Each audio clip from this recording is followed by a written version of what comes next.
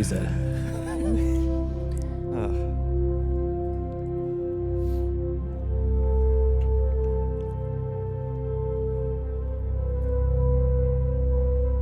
It's December in the year of our Lord, 2023. And we gather again at the Abeta Studios to watch some fan picks for the classmates. We said we'd do them all in 2023, and we're almost there, baby. Still haven't done them all. Welcome yet again to the Middle Class Film Class Fan Pick Roundup for November 2023. Today we're going to be reviewing 3 movies from the class, streaming picks at large. Tyler's going to be watching and reviewing The Way, Way Back from listener Deanna. Joseph watched and will be reviewing Strange Brew from the Miner family. And I was assigned Air America from Binge Lord Dan, and I'll be talking about that as well. We watched them all. Tyler, why don't you lead us off? All right, so I watched The Way, Way Back. I'm not sure why it was called The Way, Way Back. After watching this movie went into the way, way back of my mind. I'm just kidding. I just wanted an excuse to use that line. Wonderful. Great line though, by the way. I did like this movie though. It was a really fun ride. It has a really great cast too. You got Stephen Carell, Toni Collette, Allison Janney. Or Janney? Yeah. Janney? Is that how you say it? Janney. Okay. And then Sam Rockwell and Maya Rudolph. Just incredible cast. This was written and directed by Nat Faxon and Jim Rash. Never heard of those guys before. Probably have seen a couple of their films, but You've seen them in movies. Yeah, they're usually in front of the camera. Oh, is that right? Yeah. Okay. And they're in this movie too. Yeah, Jim Rash is the bald guy in Community. He's like the dean.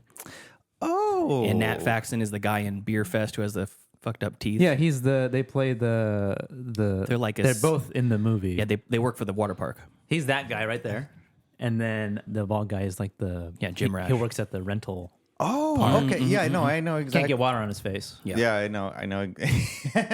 Yeah, this was a very fun movie. A little misogynistic at times, which was a bit uncomfortable. Not sure why Deanna would pick a movie like this, but regardless, it's a solid summer vacation movie for a shy 14-year-old boy with a terrible mother's boyfriend as soon to be stepdad. Yeah, like I said, a shy 14-year-old Duncan, who is our main character, goes on a summer vacation with his mother, her overbearing boyfriend, and her boyfriend's daughter, who's just a complete pain in the ass. Having a rough time fitting in, Duncan finds an unexpected friend in Owen, who is played by Sam Rockwell, and he's the manager of the Water Whiz Water Park. I think this movie on the surface could probably be hand-waved as the quirky sort of kind of movie that everyone came to know in that time era, because it came out in 2013. And so that's like when people were like, that's like when there's caricatures of hipsters and stuff like that. It was just like, it came out, unfortunately, in the wrong time, because I think if this movie came out today, it would be a bit more renowned than it is now. Unless I'm just living under a rock and a lot of people like this movie and I just never heard of it before. I think it's a pretty feel-good sort of movie and a good sort of short-form coming-of-age thing. Yeah. It's like the stereotype coming-of-age story. I feel. But I think it's done really well, though, and I think it's basically because of the actors involved. I feel like if you took this, I think this story has probably been told multiple times throughout film history. Yeah. And I think the reason why I feel this film was successful is because of the performances given by the actors. Sam Rockwell's character, he has a devil-may-care attitude, who happens to run a water park on this. I didn't catch which island they were at. They just say it's. I have to assume it's. I don't think they're on an island. I think they're just on the coast. No, I think they are on an island. No, they are. No, you're right. No, they're not. They're on the East Coast, I'm pretty sure. Deanna paid good money for you to review this goddamn movie, Tyler. Wait a minute. I've She seen paid money? I've seen this movie a lot. I think Steve Carell is just he plays the greatest bad guy in this film. Interesting turn. This is the first time I've seen him be a bad guy, and he nailed it. He did good. I mean, just the very first sequence of events that happens really establishes his character. Mm-hmm. He's what do you think? And what kind of question is this to ask to a That's what young Duncan boy? He says, "What do you think of yourself?" And he's like, "What?" And what do he's you like, rate what, yourself? What do you rate yourself? It's like what based on what like parameters? Like, Tyler, am I rating? Taylor, how do you rate yourself, Tyler? Oh, myself based on what parameters? That's the Overall, general. General what? Median. Yeah, that's median. your- Those That doesn't. That's too vague. How do you rate it yourself? Like as a person, probably a 4. Okay. 5. On 4 or 5. On what scale? You That's what tell me. That's what he asked. Oh, is it? Oh, yeah, I haven't seen it in a long time.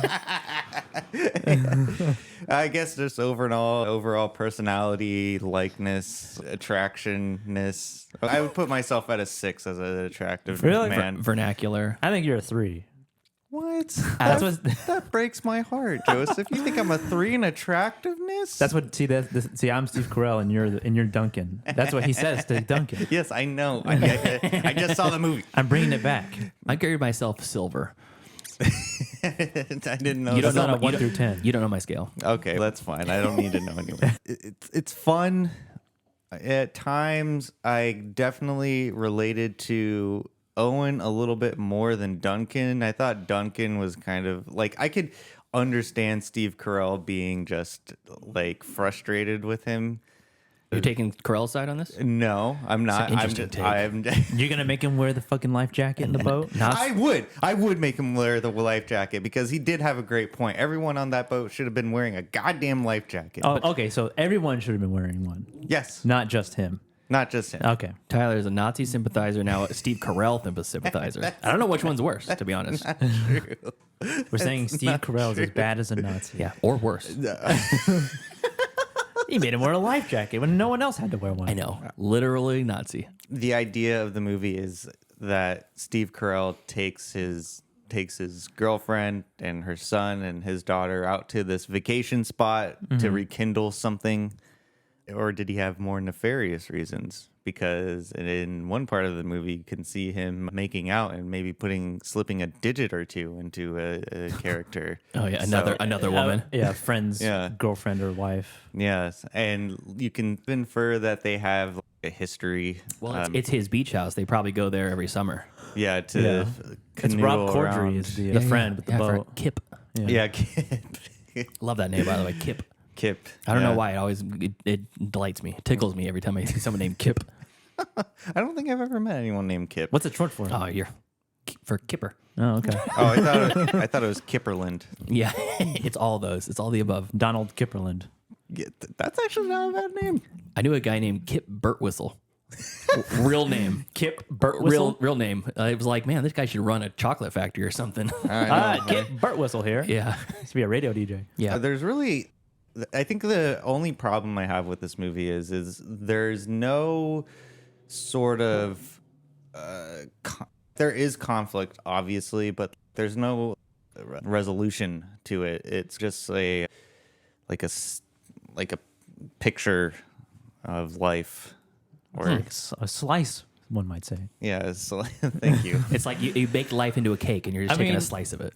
It's just kind of like like a moment in life. I which mean, can be fine. It just if it had a little bit more to it.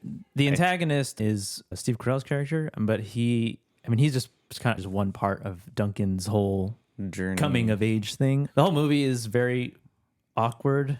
When he's singing on top of the roof out loud, Yeah. and then he turns into Pop and Lock, and he's doing the dance scene on his first day of the job, and it's like because me and Deanna saw this in theaters when it came out. And Oh, really? she loves this movie. She ever since she saw it, it was her like feel good like comfort movie. Yeah. Because of like the resolution at the end when Duncan finally realizes that he is more than a 3. Yeah. And Sam Rockwell, and she loves Sam Rockwell as well. So that's also a big plus for it. And his character is he's Sam Rockwell in this movie. And I feel like he is the father figure but also a friend to Duncan's character. I like his relationship with Maya Rudolph too, and you're never quite sure what it is, and clearly like his shtick has gotten old with her. Yeah. And I thought that it felt pretty realistic. It did, because there was one scene where because she basically, like, he's like titled as the manager, but he just like messes around and doesn't really do anything, and she's like probably like keeping the books and like making sure everything's up to code and stuff like that. So I think at one point, because there's one line she says, "I was only supposed to be here one summer," and it had been like 3 years, and I really felt that too, because you could really get entranced into a place where it's supposed to be temporary, and then That and his Sam Rockwell's charisma, I think, is probably hard for her to leave. Yeah. And if you ever have that type of personality, that type of person in your life, you're like, yeah, they're really fun at parties, but God, they're draining. They can be draining. You're They're spending your never time. off. Yeah, exactly. But you just can't walk away.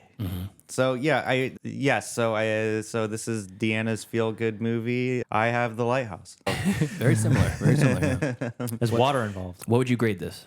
So I would grade The Way Back definitely a solid B. This was not a bad movie. I think it was released in an unfortunate time, or maybe a fortunate time, because I don't know if Joseph and Deanna's marriage would have survived without this movie.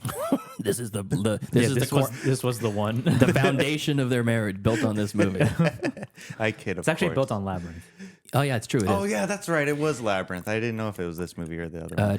Two things that I want to say about this. Number one, the way back refers to him sitting in The way back of the car. station wagon. Oh, I did not catch on to that. We used to call it the way back, and it would be like the back seat and then the way back.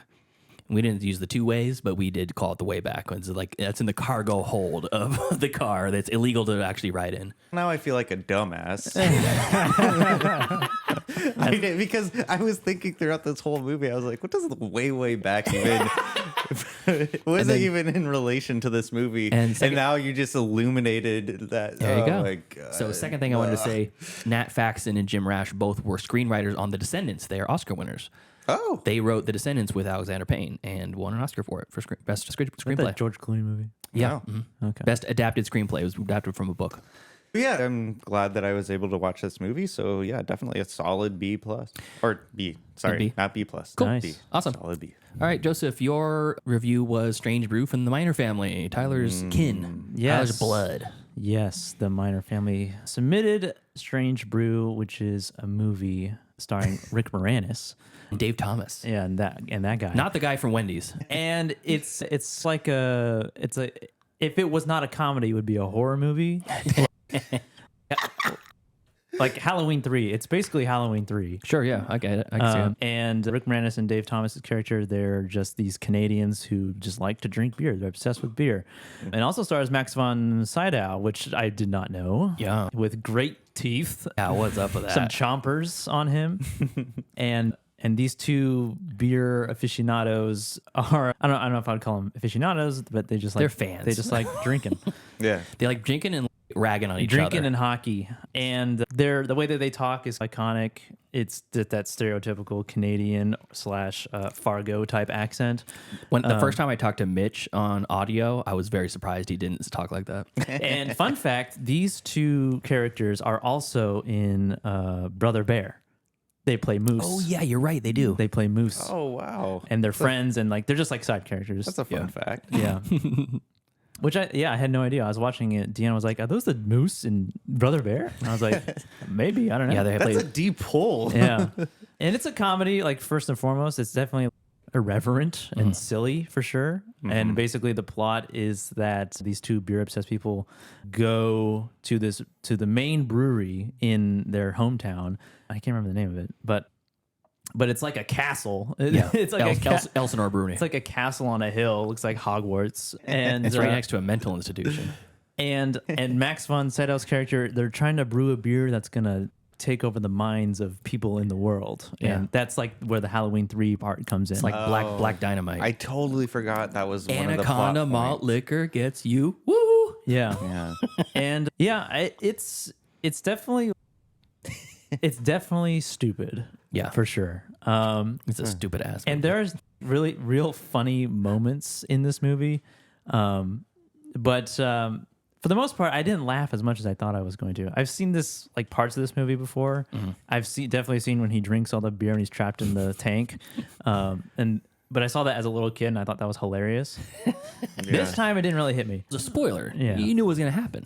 I was waiting for that moment, but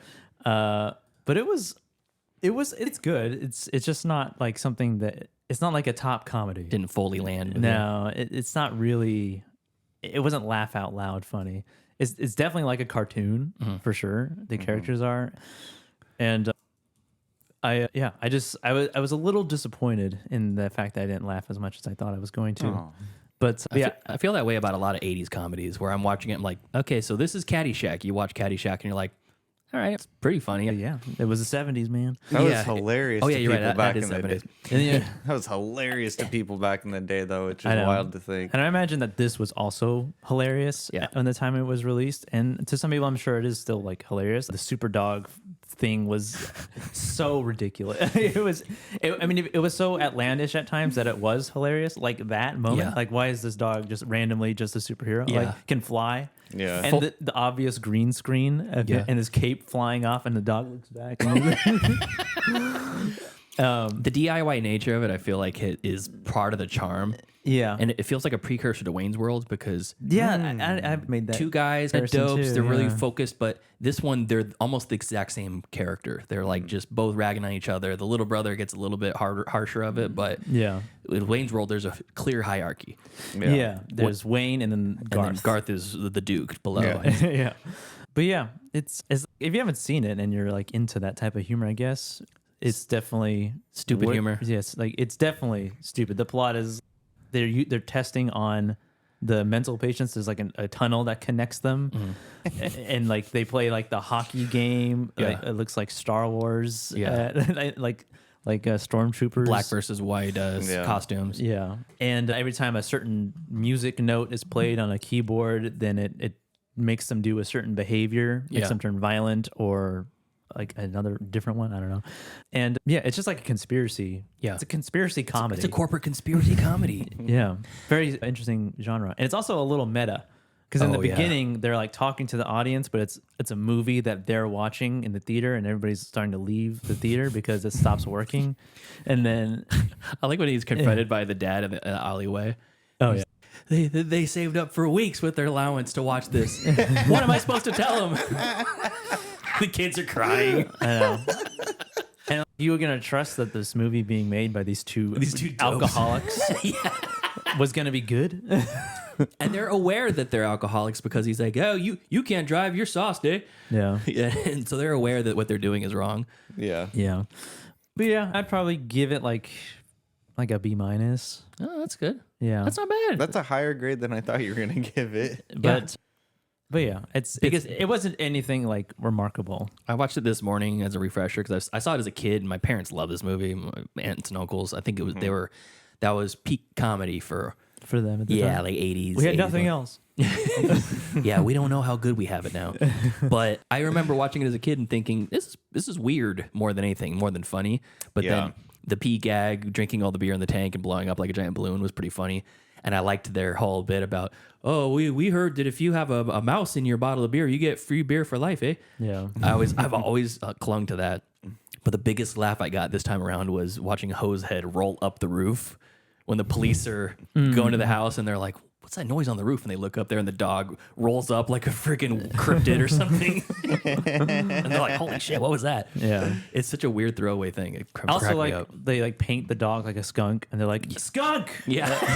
Everybody in this town is also stupid. Yeah, for real. Did you notice that the dad was voiced by Mel Blanc? He was Oh, is that right? He was doing the Yosemite Sam voice the whole time. Oh, I didn't know that. Yeah. Yeah, there's also a character, an actor who I've never seen him as a main character, but he's like the little side. He's like the president or something to the brewery.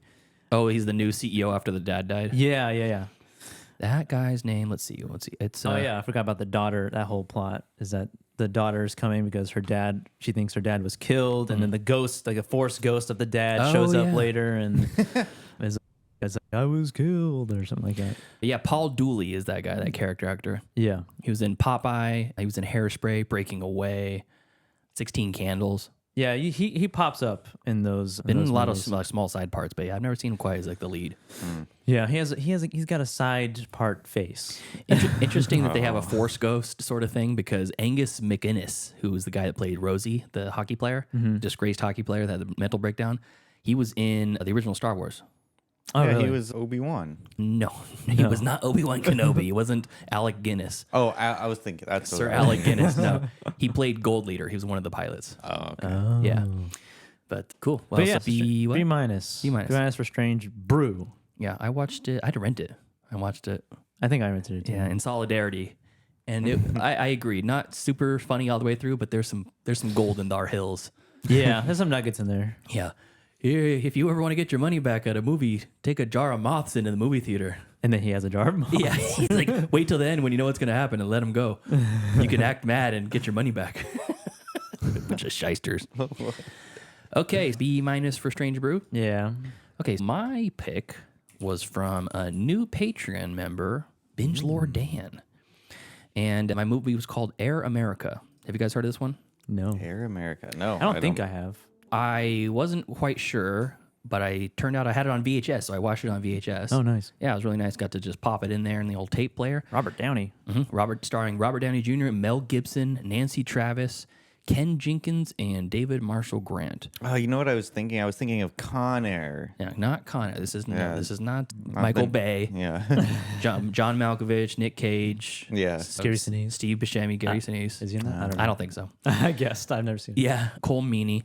But we do have an all-star cast as far as people that grew up to do big things because Mel Gibson is the main guy. Robert Downey Jr. is playing what we consider him now. RDJ is like this kind of sarcastic asshole lead man. Yeah. He is the opposite to that. Mel Gibson is playing that part. Oh, So really? this is early on in okay. Robert Downey's career where he didn't quite settle into that stereotype yet. Before the cocaine. Wait, Yes. what year was this made in? This was, let's see here, 1990. Yeah. Okay, so this was like kind of like Pretty early. This is before his resurgence, and this is probably like mid Coke era before he went into rehab. Yeah. Thing. Directed by Roger Spottiswoode, which gotta be. Robert Spottiswoode. I was gonna say gotta be British, but he's from Ottawa. The name's Robert Spottiswoode. Yeah. I'm from Ottawa. And and here's the synopsis from IMDb. A young pilot finds himself recruited unwittingly into a covert and corrupt CIA airlift operation in Laos during the Vietnam conflict. As the name might tip you off to, Air America, there's a lot of flying in this, a lot of planes, a lot of helicopters, a lot of flying around. Yeah, and they're all pilots and they're civilians working on an air base in Laos, but no one knows that they're there. The public. Richard Nixon is making statements throughout the movie, basically saying there is no active military force in Vietnam or Laos. there is no active Vietnam forces. Yes, exactly. Good one. and so they're basically like on these individual missions that they don't technically exist. On paper, they don't exist. Yeah. And they're not doing like necessarily like dangerous missions, but they're airdropping aid for the Laotians. So the people of Laos are getting like food and livestock. They're airdropping pigs and cows to these people. Potable water and stuff like that. Yeah, exactly. So they're on a mission of peace, and naturally, they're flying these American aircrafts, and they're getting shot at by locals. So they are in danger. And early on in the movie, one of the pilots gets shot down in something, and Mel Gibson goes to visit. And he's having this great moment about he's like seeing the crash site. And one of his handlers, like his superior or whatever, is saying, "Hey, be careful what you do. Don't say anything to anybody because we're not technically here." And Mel Gibson's like, "Just let me grieve. I knew the man that was flying that plane." And he's like, "Just make sure you don't talk to anybody about it." There's this very early on this push and pull between the American government forces and the people that are like signing their checks, telling them about what they can and can't say. And they're like, it doesn't matter if the public doesn't know we're here, or technically we're on paper we're not here. We're living it. We're there. So Robert Downey Jr. plays a great character that is, he flies the helicopter for a talk news station in LA. And right before he signs up to go over to Laos, he's flying this helicopter and he gets in an actual verbal altercation with someone on the freeway. Like there's a crash. There's a crash on the freeway, and he's in a helicopter and he flies right up to this semi truck. And it's like all these people are trying to merge in to get around this thing, and the ambulance are trying to come down the freeway. And he's like, yeah, there's a traffic on the 405 over here, and he's on live air. And he goes, if only there's an asshole in a brown semi truck would get out of the way. There's actually emergency crews trying to get here. And he flies right up to the cab, and he's like, hey, asshole, move out of the way. And the guy's like, you, and they get in this fist fight on air. And the DJ's like, yeah, where can you get that kind of in-depth coverage live to your door? So he gets fired, and he picks up this gig. They basically say, you're an adventurer without an adventure. Come work for us. And the military recruits him as a civilian to go over and do this thing. Or they more like drafted him. Kinda. They did, but drafted with pay. And so he went under surreptitious or false pretenses, though, because he basically said, yeah, you're not doing anything crazy. You're just going to be flying freight around, cargo around. And when he gets there, he realizes just how much more involved the missions are and dangerous they are. Plus, they probably didn't have a lot of like helicopter pilots there too. So yeah, that's the thing. They're like, we need more pilots, and they didn't tell them why. It's because they're crashing and dying. Yeah. So here they're trying to re up their fleet of pilots, and That's crazy. much like Jeremy Renner in The Hurt Locker, the pilots are a bunch of wackadoos. Yeah. Okay. There's some sort of freaky loos, They're wild men. They are wild. Wild man. So there's the things that I liked about this, and this is a comedy too. It's like a drama comedy. Oh. It's played very light and like lighthearted, but there's some heavy themes. At some point, you realize that how is the military forces getting funding from this? There may or may not be an opium operation that they're forcing these men to deliver opium packages and heroin packages all over the country. And they're working with local warlords because they're like, we got to get money somehow. We got to work this somehow. that's Because we're not officially here as far as the government goes. When did this movie come out? 1990. 1990. 1990. Yeah, you already mentioned that. I'm trying to picture in my head what it would look like. Yeah, we had the trailer playing earlier. Oh, you did. Yes, the screen in front of us is for the video aspect. Wait, of it. what? Wait a minute. There's a screen. Yes, it's right below the light. Oh, okay. Light? Yeah. So, anyways, Binge Lord Dan, great pick. This is super fun. I'm glad I've watched it liked finally. it? I did like it. Yeah, Oh, okay. it was good. All this is just being set up because it's really unique story, and I never even heard of this movie before. I've heard Dan say, watch Sneakers, watch Air America. More people need to see these. He's a champion for these movies, and I like Sneakers quite a bit too, and I like this quite a bit. They're both very fun movies and very of the era, and they have a cast of people that you recognize now, and you're like, damn, they were doing cool stuff back then too. Yeah, for sure. So yeah, very fun, kind of a comedy adventure movie. And near the end, Robert Downey Jr. kind of slides into his cocky asshole persona that we're used to now. Devolving. Yeah, he's hit his Blastoise phase. Yeah. But yeah, really a good time. I don't know where you can stream it, but you can come over to my house and watch it on VHS if you like. It's an open invitation. That's right. Oh, I'll give that I'd say give it a B. I'll give it a B. Yeah, solid B. B. Yeah. Bees all around. I almost want to go B plus just because. Yeah, there's some pretty fun. There's some fun and impressive like flying scenes, and I think that's probably. I don't think that gets enough credit. Much like filming on a boat. Yeah. Filming in flight scenes and helicopter chase scenes and stuff is pretty. It's dangerous and it's exciting. It is. Yeah. I mean, they say helicopters are the most dangerous aircrafts you can fly.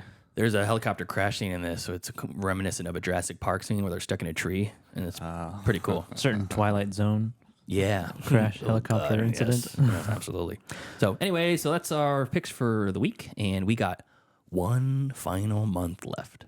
One Do we? more. Yes, we got December left to do, and we got 3 movies We're in left. December now. Oh, this was for November. This was for November, yeah. Yeah. So we're gonna close out. We're gonna actually have recorded in the new year, but we'll have done our duty. We cleared out all the fan picks. We have a couple new ones too, but they weren't on there when we started this. So they don't count. So yeah, Joseph, what do we have? What's our final 3? Oh, so on the wheel, as you can see here. Oh, you can see the wheel now. Yes, you can see it. It says we have Revanche, Behind the Mask, Rise and Fall of Leslie Vernon, and Starstruck. Let me see here. Revanche is from Eric Yeah, Eric Holmes. Holmes, I believe. Yeah, he's winner of our Behind the Mask. Die Hard thing. Behind the Mask, Rise and Fall of Leslie Vernon is from Dave. Dave. Dave. Just Dave. Dave. That's all I have. And Starstruck is also from the Minor family. Yeah. Oh, yeah. We're Oh my God, I forgot about that. Oh, man. Okay. Do we have to assign that one to Tyler? Is that what we're doing? Actually, I want to watch it because Tyler, you've seen it before, right? I don't even know what it Starstruck. is. It sounds familiar. I can't think of it though. Your family said they have like inside jokes about it. Maybe they do. You're like, You're outside. I love inside jokes. I wish I was a part of one. yeah. One day. Oh, it's Kurt Cameron. Oh boy. Is that Let me this see. one? Starstruck. Is this the right one? Kurt Cameron and Chelsea Noble, G.T. Walsh. When did it come out? 1994. That sounds about right. I think that's right. Kurt Cameron. Oh my God. Okay, the man behind the faith-based. No, films. wait, is that it? I'm pretty sure. No, I don't think it is. I think it's a high school thing. Starstruck, all one word, 2010. It's a TV movie. Which one is it? Minor Family. I'm pretty sure that's the one because There's also one in 1982. I asked for clarification. I think it's because it's like a high school drama sort of thing. Oh yeah. But Starstruck, all one word. That's the problem. I wouldn't be surprised. Rated TVG. But there's also one that was made in 1982. That's also one word. That's not it. How do you know? I already checked with Tyler's mom. We were chatting. We FaceTimed the other day. Oh, okay. Please get your Wait, phone were you number. actually? I didn't really FaceTime her, but I did talk to her, yeah. Oh, okay. Why? Because I had to talk to her about the stuff on the show. Starstruck et al. So Star Trek, it is from that. It is, yeah, the 2010 one. I guess you'll confirm with. Yeah. I talk to Tyler's mom more than he does. I don't like And he that. gives her all the hugs that you don't. Yeah. Wait, what? I'm like, bring it in here, bring it in. Oh, yeah, that's the good stuff. Your mom gives good hugs. Not that you would know. She said you linger too long. Yeah, that's true. Okay. Let's give it a spin. We'll go for Tyler first. Yeah, Tyler Let's go. first. Tyler first. What are you gonna get, Tyler? What you gonna get? I guess we'll just look here. You're gonna get. Behind the I wonder mask. what it's gonna be. I know. Behind the Mask: The Rise and Fall of Behind the Leslie Vernon. I like that movie. You're going to enjoy this, Tyler. I never even heard of this. And then I guess we won't even spin for the last one. Flipping a coin, yeah. All right, So me. Joseph. What am I gonna get? What am I? Revanche or Starstruck? Revanche or Starstruck? Oh my God, what is it gonna be? Oh God, it actually. Okay, Revenge. Revenge. I don't know anything about this movie. I don't know what the hell that is. Oh, boy. So I get Starstruck. All right, Pete, what are you gonna get? Let's look. It doesn't even ding. It doesn't even ding. There's nothing to ding on the spin. Oh yeah, it goes beep You beep. landed right on it. That's weird. Yay, I'm watching Starstruck. Pete gets Starstruck. Huzzah! All right, I remember when that list was full of Yeah. picks at the beginning of the year, Yeah, we got through a lot of them. and now it's 36 picks on there. Now we got nothing. We have two. We got, two new ones. If that you're will be- listening, please submit. Yeah. Submit something. Yeah, anybody who wants us to watch a movie, it's not a dedicated episode, but we're going to have to do something different in 2024. We move through all these fan picks. Maybe we'll wait until we have 3 and then just schedule a bonus episode. Which or something like Revanche that. is it? There's one in 1983 and one in 2008. I guess we'll have to ask Eric. I'll send him a letter when I send him the Christmas ornament. My Wax guess, sealed letter. my guess it's 2008. Probably. All right, cool. Anything else, fellas? Oh no, I think that's it. That's it. All right, awesome. This has been a delight. It has. Yes, we have. This is the last bit, 2024. Add some more fan picks. If you're listening to this, send us an email, mcfcpodcast@gmail.com, and follow us in all the usual places. Yes. You guys want to give the socials out? Yeah, follow us on Instagram at Middle Class Film Class and leave us a voicemail, why don't you, at 209-730-6010. Follow us on Twitter at Podcast MCFC, on TikTok at Middle Class Film Class, and subscribe to us on YouTube at Middle Class Film Class. Absolutely. We'll see you next time. See you next time. See ya.